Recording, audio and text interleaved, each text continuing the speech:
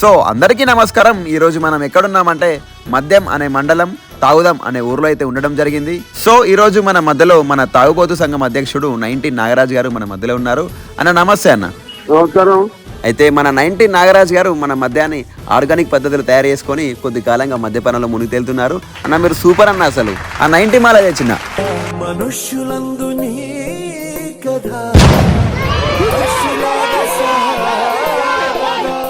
అయితే నాగరాజ్ అన్న, అసలు మీరే మద్యాన్ని తయారు చేసుకోవాలి అన్న ఆలోచన అసలు మీకు ఎలా స్టార్ట్ అయిందండి?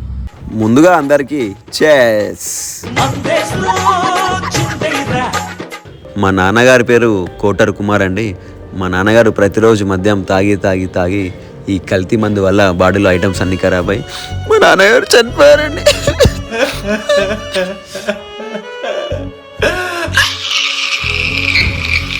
సో మా నాన్నగారులా ఇంకెవరు చనిపోకూడదని నేను స్వయంగా ఆర్గానిక్ పద్ధతిలో మద్యాన్ని కనుగొన్నాను.